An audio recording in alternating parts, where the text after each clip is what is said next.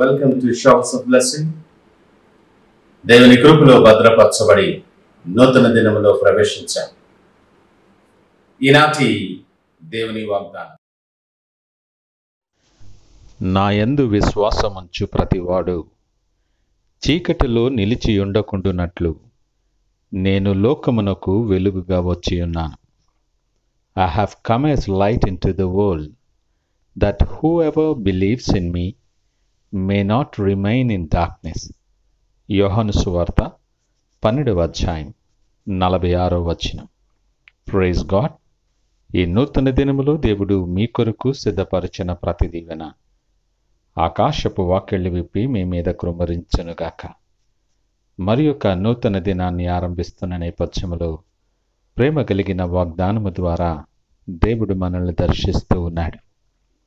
ఆయన లోకమునకు వెలుగై ఉన్నాడు. చీకటిలో నడుచు జనులు గొప్ప వెలుగును చూచులాగున ఈ లోకానికి వచ్చాడు ఆయన. లేఖనమంటుంది, అవిశ్వాసులైన వారి మనోనేత్రాలకు ఈ యుగ సంబంధమైన దేవత గురుడితనము కలుగు చేస్తుంది. ఆ వెలుగును చూడనివ్వక, ఆ వెలుగు మార్గములో నడవకుండా సంపూర్ణముగా నీ అవిశ్వాసాన్ని బట్టి గురుడితనము కలుగు చేస్తుంది. అంధకార సంబంధమైన ప్రతి బంధకమును విడిపించి చీకట్లు అలుముకున్న మన జీవితాలను వెలిగించటం ఆయనకు ఇష్టమై ఉన్నది. ఈ మాటలు వింటున్న ప్రియ దేవుని జనాంగమా, నీవున్న పరిస్థితులలో నీ చుట్టూ చీకట్లు అలుముకున్నవా?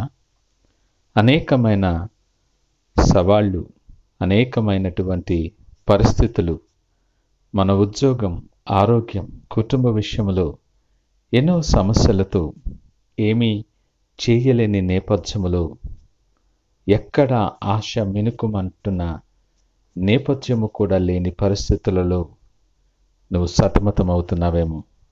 వీటిని బట్టి ఎక్కడ వెలుగు కానక నిస్సత్తువ, నిస్సహాయత నిన్ను ఆవరించి ఉండుండొచ్చు. నీ ప్రతి ప్రయత్నము కూడా విఫలమై ఏదో ఊబిలోనికి దిగిపోతున్నట్లు నీ పరిస్థితి ఉన్నదా? నీ ప్రతి ప్రయత్నము ఫలించక నువ్వు ఎంత ప్రయత్నం చేసి ఎంత ప్రయాసపడినా బయటికి రాలేకపోతున్నావా? కొలిక్కి రానిటువంటి ఆలోచనలు, సమస్యలు, నెరవేరినటువంటి ఆశలు, ఆశయాలు విరక్తి కలిగిస్తున్నాయా? దేవుడు నీతోనే మాట్లాడుతూ ఉన్నాడు. నీ చుట్టూ ఎంత దట్టమైన చీకటులు ఆవరించినా, నువ్వు దారి తెలియక తడబడుతూ, నీ గమ్యాన్ని కోల్పోతున్న, భయపడుతూ నువ్వు నివసిస్తూ ఉన్నప్పటికీ దేవుడు నీ మీద దృష్టి ఉంచాడు. నిన్ను విడిచిపెట్టే దేవుడు కాదు. ఎంత చీకటైనా ఒక చిన్న క్రొవ్వొత్తి వెలిగిస్తే చీకటి పటాపంచలవుతుంది. నిన్ను భయపెట్టి కలవరపెట్టే చీకటిలో నువ్వు వెలిగించవలసిన క్రొవ్వొత్తి నీ విశ్వాసం.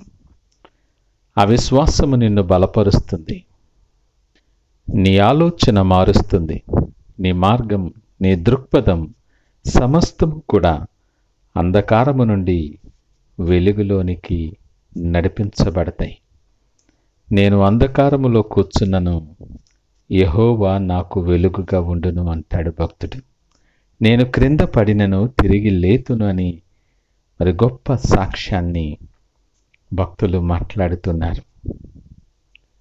చీకటిలో మరణ భయములలోనూ కూర్చున్న వారికి వెలిగిచ్చిన మహావాత్సల్యత కలిగినటువంటి దేవుడు ఈ ఉదయకాలము నీ మీద ప్రకాశించటానికి ఆయన ఇష్టపడుతూ ఉన్నాడు. ఇంతవరకు నువ్వు నడిచిన చీకటి మార్గాలు చాలు. చీకటి నీ చుట్టూ అలుముకొని నువ్వు కలవరపడింది చాలు. దేవుడు అంటున్నాడు కదా, నీవు చీకటిలో ఉండకుండునట్లు ఆయన యందు విశ్వాసముంచు. విశ్వాసముంచే ప్రతి వాడు ఇక మీదట చీకటి సంబంధిగా ఉండడు. ఆయన ఈ లోకానికి వెలుగుగా నిన్ను వెలిగించటానికి, నీ మార్గముల మీద ప్రకాశింపచేయటానికి నేను చీకటి శక్తుల నుండి, ప్రతి బంధకా నుండి విడుదల కలుగ చేయటానికి ఈ లోకమునకు వచ్చి ఉన్నాడు ఆయన. ప్రేమ కలిగిన దేవుడు నీతో మాట్లాడుతూ ఉన్నాడు. సడలని విశ్వాసముతో, స్థిరమైన విశ్వాసముతో ఆయన వైపు చూడగలిగితే వారు ఆయన తట్టు చూడగా వారికి వెలుగు కలిగెను. ఈ దినం అదే వెలుగు నీ మీద ప్రసరింప చేయటానికి ఆయన సిద్ధముగా ఉన్నాడు. దేవుడిచ్చిన ఈ నూతన దినములో విశ్వాసముతో ఆయన వైపు చూస్తూ మన జీవితాల్లో, హృదయాలలో నిండినటువంటి ఆ చీకటి తరిమివేయబడులాగున ఆయన వెలుగు నీ మీద ప్రకాశించటానికి సిద్ధపడి ప్రార్థనపూర్వకంగా దినాన్ని ఆరంభిద్దామా? ప్రార్థించుకుందాం. పరిశుద్ధుడు, ప్రేమ నమ్మకమైన మా యేసయ్యా స్తోత్రాలు. ఉదయకాలం మాతో మీరు మాట్లాడారు, మీకు వందనాలు నాయనా. చీకటి అనేక రకాలుగా మమ్మల్ని భయపెడుతున్న నేపథ్యంలో నీ యందు విశ్వాసం ఉంచినప్పుడు మా జీవితాల్లో చీకటి ఉండదని, మేము చీకటిలో నిలిచి ఉండమని మీరు ఈ లోకానికి వెలుగుగా వచ్చి ఉన్నారనే మాట మాకెంతో ఆదరణ కలుగు చేస్తుంది.